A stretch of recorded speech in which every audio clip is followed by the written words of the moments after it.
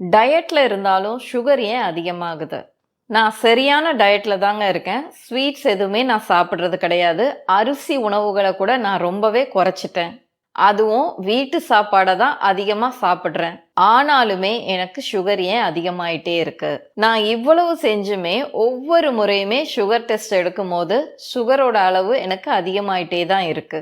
நான் அப்படி என்ன தப்பு தான் செஞ்சுட்டு இருக்கேன்? இதுதான் இந்த காணொளிய பார்த்துட்டு இருக்கிற நிறைய பேருக்குள்ள இருக்கிற ஒரு கேள்வி. நீங்க இவ்வளவு சின்சியரா இருந்துமே கூட, உங்களுக்கு பிடிச்ச உணவுகள் எல்லாம் நீங்க சாக்ரிஃபைஸ் பண்ணியும், உங்களுக்கு இந்த சுகருடைய அளவு குறையாம இருக்கிறதுக்கு என்ன காரணம்? நீங்க சரியான உணவு வகைகள சாப்பிட்டுட்டே இருந்தாலும், எந்தெந்த விஷயங்கள நீங்க தவற விட்டுருக்கீங்க? இல்ல உங்களுக்கு தெரியாத அந்த காரணங்கள் என்ன? நீங்க டயட்ல இருந்தா மட்டுமே உங்களுக்கு சுகரோட அளவு குறைஞ்சிடாதுங்க. அதற்கும் மீறி சுகர் அதிகமாகிறதுக்கு நிறைய காரணங்கள் இருக்கு. ஆனா, அதிலிருந்து 5 முக்கியமான காரணங்கள பத்தி மட்டும் தான் இன்னைக்கு நம்ம இந்த காணொளியில பார்க்க போறோம்.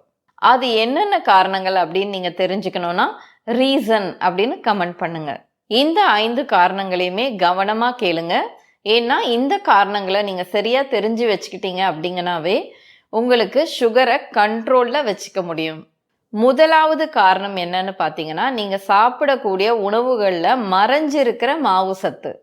என்னது மறைஞ்சிருக்கிற மாவு சத்துக்களா? அப்படின்னா என்ன? இப்போ நீங்க ரொம்ப ஒரு லைட்டான டிஃபன் சாப்பிடலாம் அப்படின்னு காலையில 2 இட்லி சாப்பிட்றீங்கன்னு வச்சுக்கோங்களேன். அப்போ அந்த 2 இட்லி கூட நீங்க என்ன சாப்பிடுவீங்க? தேங்காய் சட்னி வச்சு சாப்பிடுவீங்க. அது கூடவே 1 கப் அளவாவது நீங்க சாம்பாரையும் சேர்த்துப்பீங்க. இந்த தேங்காய் சட்னியில கொழுப்பு சத்து அதிகமா இருக்குங்க. சாம்பார்ல பருப்பும் இருக்கு, காய்கறிகளும் இருக்கு. ஆனா நம்ம மனசுல என்ன இருக்கும் அப்படின்னா, பருப்புல புரதம் அதிகமா இருக்கு அப்படிங்கிறது மட்டும்தான் இருக்கும். ஆனா அது கூடவே மாவு சத்தும் இருக்கு அப்படிங்கிறத நம்ம எப்பவுமே ஞாபகம் வச்சுக்கணும். அது மட்டும் இல்லைங்க, சட்னி நல்லா இருக்கே அப்படின்னு நம்ம எக்ஸ்ட்ரா 2 ஸ்பூன் சட்னி வச்சு சாப்பிடுவோம். சரி, இட்லி சாப்பிட்றவங்களுக்கு இந்த பிரச்சனை. அதுவே நீங்க கேழ்வரகு தோசையோ இல்ல கோதுமை தோசையோ ப்ரௌன் ரைஸ்ல செய்யப்பட்ட உணவு வகைகளோ சாப்பிட்டு இருந்தா கூட சில நேரங்கள்ல உங்களுக்கு சுகர் அதிகமாகுது. கேழ்வரகு தோசை, கோதுமை தோசை இதெல்லாமே சுகர் பேஷண்ட்டுக்கு ரொம்ப நல்லது அப்படிங்கிறதுனால நீங்க அதிக அளவுல சாப்பிட்றதும் ஒரு காரணமா ஆகுது. ஆனா அப்படி பண்ணக்கூடாதுங்க. ஏன்னா நீங்க என்னதான் ஆரோக்கியமான உணவு வகைகளை சாப்பிட்டாலுமே கூட அதோட அளவை நீங்க அதிகப்படுத்தும் போது உங்களுக்கு சுகர் அதிகமாகுது. அது மட்டும் இல்லைங்க, நமக்கே தெரியாம நம்ம தக்காளி சாஸை நிறைய உணவு வகைகள்ல நம்ம பயன்படுத்துறோம். மயோனைஸ் நம்ம சாப்பிட்றோம். அது மட்டும் இல்லைங்க, இந்த ஃப்ளேவர்டு யோகட் அப்படின்னு கிடைக்குது இல்லைங்களா, அந்த மாதிரி ஃப்ளேவர்டு யோகட்ல எல்லாத்துலேயுமே சர்க்கரையோட அளவு அதிகமாக இருக்கும். அதில் மாவு சத்தும் கலந்துருக்கும். இப்போ நான் மேலே சொன்ன எல்லா பொருட்களுமே உங்களுடைய நாக்கோட சுவையில் அது இனிப்பாக தெரியலையே தவிர, அதை நீங்கள் சாப்பிடும்போது சர்க்கரை என்னென்ன வேலைகளை செய்யுமோ அது எல்லாமே இந்த உணவு வகைகள், அதுவும் குறிப்பாக இந்த மாவு சத்தும் சர்க்கரையும் மறைஞ்சிருக்கக்கூடிய இந்த உணவு வகைகளில் இருக்குது. அதனால நீங்கள் நல்லா ஞாபகம் வச்சுக்கோங்க, டயபெட்டிஸ் டயட் அப்படிங்கிறது நீங்கள் ஆரோக்கியமான உணவை சாப்பிட்றது மட்டும் கிடையாதுங்க. அதை சரியான விகிதத்தில் சரியான நேரத்தில் சாப்பிட்றதும் ரொம்ப ரொம்ப முக்கியம். அடுத்த காரணம் என்ன அப்படிங்கிறது தெரிஞ்சுக்கிறதுக்கு முன்னாடி சப்ஸ்கிரைப் பண்ணாமல் யாராவது பார்த்துட்டு இருக்கீங்கன்னா சப்ஸ்கிரைப் பண்ணுங்க. அப்போதாங்க நான் போடுற வீடியோஸ் எல்லாமே உங்களுக்கு உடனுக்குடனே வரும். கூடவே அந்த பெல் ஐக்கானையும் கிளிக் பண்ணிக்கோங்க. அடுத்த காரணம் என்னன்னு பார்த்தீங்கன்னா ஸ்ட்ரெஸ். இப்போ உள்ள காலகட்டத்தில் பல பேர் ஸ்ட்ரெஸ்ஸால் பாதிக்கப்பட்டிருக்காங்க. நீங்கள் உங்களுடைய அந்த டயபெட்டிக் டயட்டை சரியான அளவில் ஃபாலோ பண்ணிங்கன்னா கூட இந்த ஸ்ட்ரெஸ் அப்படிங்கிற அந்த ஒரு விஷயமே போதுங்க உங்களுடைய சர்க்கரையோட அளவை அதிகப்படுத்துறதுக்கு. காலையில் நீங்கள் எந்திரிச்ச உடனேயே உங்களுடைய மனசுக்குள்ள 1000 பிரச்சனைகள் ஓடிக்கிட்டே தான் இருக்கு. நீங்கள் ஒரு துளி கூட சர்க்கரை சாப்பிடல, ஆனால் உங்களுடைய மனம் முழுக்கவே ஸ்ட்ரெஸ் அதிகமாக இருக்கு. இந்த மாதிரி நேரத்தில் உங்களுடைய உடம்புல என்ன நடக்குது? நீங்கள் ஸ்ட்ரெஸ்டாக இருக்கும்போது உங்களுடைய உடம்புல கார்டிசால் அப்படின்னு சொல்லக்கூடிய ஸ்ட்ரெஸ் ஹார்மோன் ரிலீஸ் ஆகுது. இந்த ஸ்ட்ரெஸ் ஹார்மோன் உங்க கல்லீரல்ல சேமிச்சு வைக்கப்பட்ட சர்க்கரை இருக்கு இல்லைங்களா, அந்த குளுக்கோஸை ரிலீஸ் பண்ண சொல்லி கல்லீரலுக்கு ப்ரெஷர் கொடுக்குது. உங்க உடம்பு என்ன நினைச்சுக்குதுன்னா, நீங்க ஏதோ ஆபத்துல இருக்கிறீங்க, உங்களுடைய உடம்புக்கு அதிக சக்தி தேவைப்படுது அப்படின்னு நினைச்சிட்டு தான் இந்த கல்லீரல் சுகரை ரிலீஸ் பண்ணுது. சாதாரண நல்ல நாட்கள்ல எந்த ஒரு பிரச்சனையுமே எனக்கு சுகர்னால ஏற்படுறது கிடையாது. ஆனா ரொம்ப கவலையா இருக்கும்போதோ, ரொம்ப டென்ஷனா இருக்கிற சமயங்கள்ல சுகர் ரொம்ப அதிகமாகுது அப்படின்னு நிறைய பேர் சொல்றத நீங்க கேள்விப்பட்டிருப்பீங்க. நீங்க சரியான டயட்டை சாப்பிட்டுட்டு உங்களுடைய மனம் முழுக்கவே ஸ்ட்ரெஸ்டாவே நீங்க இருந்தீங்கன்னா சுகர் எப்போதுமே குறையாது. இதுக்கு ரொம்பவே சிம்பிள் சொல்யூஷன் என்னன்னு பார்த்தீங்கன்னா, தினமுமே ஒரு 5 நிமிடமாவது கண்களை மூடிட்டு மூச்சை மெதுவா உள்ள இழுங்க, பிறகு மூச்சை மெதுவா வெளியே விடுங்க.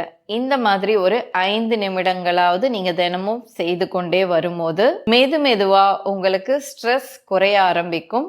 ஸ்ட்ரெஸ் குறைய ஆரம்பிக்கும் போது உங்களுக்கு சுகரும் கண்ட்ரோல்ல வரும். அடுத்தது ஒரு பொதுவான காரணம் தாங்க, ஆனா நம்ம எல்லாருமே கண்டு கொள்ளாத ஒரு காரணம். அதுதாங்க தூக்கமின்மை. நீங்க தினமும் எத்தனை மணிக்கு தூங்குறீங்க? 10 மணிக்கா, 11 மணிக்கா, இல்ல நள்ளிரவுல தூங்குறீங்களா? நிறைய பேர் இப்போது 1 மணிக்கு மேல தான் தூங்குறத வழக்கமா வச்சிருக்காங்க. தூங்குறது நல்லா லேட்டா தூங்கிட்டு நான் டயட்ல தான் இருக்கேன், தூக்கத்துக்கும் இதுக்கும் சம்பந்தமே இல்லை அப்படின்னு சொல்றவங்க பல பேர் இருக்காங்க. ஆனா இது ரொம்பவே தவறானதுங்க. குறைவான தூக்கம் அப்படின்னாவே சுகர் அதிகமாகும். நீங்க தினமும் 6 மணி நேரத்துக்கு குறைவா தூங்கும் போது உங்களுடைய ஸ்ட்ரெஸ் ஹார்மோன் அதிகரிக்குது. பொதுவாகவே இரவு நேரத்துல நீங்க தூங்குற சமயத்துல தான் உங்க உடல் தன்னைத்தானே ரிப்பேர் செய்ய பயன்படுத்திக்குது.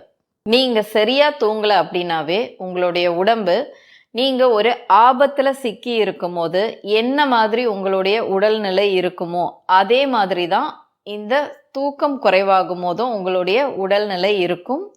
ஸ்ட்ரெஸ் ஹார்மோன் அதிகமாக சுரக்க ஆரம்பிக்கவும் செய்யும். இந்த ஸ்ட்ரெஸ் ஹார்மோன் அதிகரிக்கும் போதெல்லாமே சுகர் அதிகமாகும் அப்படிங்கிறத நம்ம ஏற்கனவே பார்த்துருக்கோம். இதனால தான் இரவு நேரம் ரொம்பவே லேட்டா தூங்குறவங்க எல்லாம் காலை வேளையில சுகர் டெஸ்ட் எடுத்து பார்த்தாங்கன்னா அவங்களுக்கு சுகரோட அளவு ரொம்பவே அதிகமா இருக்கும். முடிஞ்ச அளவு 9:30 மணிலேருந்து 10:30 மணிக்குள்ள தூங்குறதுக்கு முயற்சி செய்யுங்க. நீங்க ஒரு 30 நிமிடம் நீங்க எப்பவும் தூங்குற நேரத்துக்கு முன்னாடி தூங்கினா கூட உங்களுக்கு சுகரோட அளவு குறைய ஆரம்பிக்குது. 4வது காரணம் உங்களை ரொம்பவே ஆச்சரியப்படுத்தக்கூடிய ஒரு காரணமா இருக்கு. அது என்னன்னு பார்த்தீங்கன்னா பிளாக் காஃபி. நிறைய சுகர் பேஷண்ட்ஸ் காஃபில சர்க்கரை இல்லாம சாப்பிட்ற பழக்கத்தை வச்சிருக்காங்க. அவங்க ஒரு துளி அளவு கூட சர்க்கரை சேர்க்காம இந்த காஃபியை குடிச்சாலுமே கூட அவங்களுடைய சர்க்கரை அளவு ரொம்பவே அதிகமா இருக்கு. அது ஏன்? அதுக்கு முக்கிய காரணம் காஃபில இருக்கிற கெஃபைன். நீங்க காஃபியை குடிக்கும் போது அதுல இருக்கிற இந்த கெஃபைன் அட்ரினலினை அதிகப்படுத்துது. இதனால கல்லீரல் சர்க்கரையை வெளியேற்றுது. ஒரு விஷயம் நீங்க நல்லா புரிஞ்சுக்கணுங்க, நம்ம பார்த்த எல்லா காரணங்கள்லையுமே ஸ்ட்ரெஸ் அப்படிங்கிறது தான் ரொம்ப முக்கியமானதா இருக்கு. இந்த ஸ்ட்ரெஸ்னால மட்டுமே உங்களுக்கு அதிக அளவுல சுகர் கூடுது. இதனால பிளாக் காஃபி குடிச்சா கூட நிறைய பேருக்கு சுகர் அதிகமாகுது. காலையில வெறும் வயிற்றுல நல்ல ஸ்ட்ராங்கான பிளாக் காஃபி நிறைய பேர் குடிப்பாங்க. அவங்க குடிச்சதுக்கு அப்புறம் 1 மணி நேரம் கழிச்சு சுகர் டெஸ்ட் எடுத்து பார்த்தாவே தெரியும் அவங்களோட சுகரோட அளவு எந்த அளவுக்கு கூடியிருக்கு அப்படிங்கிறத. பார்க்குறவங்களுக்கு ரொம்பவே குழப்பமா இருக்கும். நம்ம சர்க்கரையே சாப்பிடலையே, எப்படி இவ்வளவு சர்க்கரை ஏறி இருக்கு அப்படின்னு. இது எல்லாத்துக்குமே காரணம் கெஃபைன். 5வது காரணம் ரொம்ப சிம்பிளா தெரியக்கூடிய ஒரு காரணம், ஆனா இது ரொம்ப ரொம்ப முக்கியமானதுங்க. அதுதான் நீர் சத்து குறைபாடு.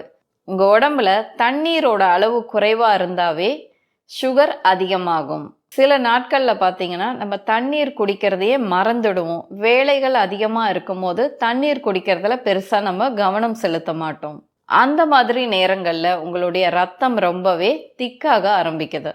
இதனால நீங்க சுகர் டெஸ்ட் எடுத்து பார்த்தீங்கன்னா அந்த மாதிரி சமயங்கள்ல அதிக அளவுல சுகர் ரீடிங் உங்களுக்கு காட்டும். இப்படி உங்களுடைய உடம்புல தண்ணீரோட அளவு குறையும் போது நீங்க சிறுநீர் கழிக்கிறீங்கன்னா அப்போது ரொம்ப அடர்ந்த மஞ்சள் நிறத்துல அது வெளியேறும். அதை பார்க்கும் போதே நம்ம தெரிஞ்சுக்கலாம் உடம்புல தண்ணீர் சத்து ரொம்பவே குறைவா இருக்கு அப்படின்னு.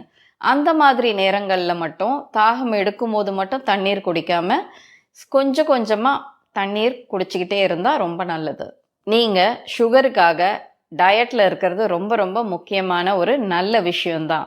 ஆனா உங்களுடைய வாழ்க்கை முறை தான் முக்கியமா சுகரை கண்ட்ரோல் பண்ணுது. இந்த காணொளி உங்களுக்கு பிடிச்சிருந்தா இதை நீங்க லைக் பண்ணுங்க. இந்த காணொளி உங்களுக்கு பயன்பட்ட மாதிரியே உங்களுடைய உறவினர்களுக்கோ நண்பர்களுக்கோ அன்பானவர்களுக்கோ இது பயன்படும் அப்படின்னா அவங்களுக்கும் இதை ஷேர் பண்ணுங்க. இது போன்ற ஆரோக்கியம் குறித்த தகவல்கள் உங்களுக்கு தொடர்ந்து கிடைச்சிட்டே இருக்கணும் அப்படின்னு நினச்சிங்கன்னா நம்ம சேனலை சப்ஸ்கிரைப் பண்ணிக்கோங்க. நீங்கள் எப்போதுமே ஆரோக்கியத்தோடும் தன்னம்பிக்கையோடும் வலிகள் எதுவுமே இல்லாமல் இருக்கணும்.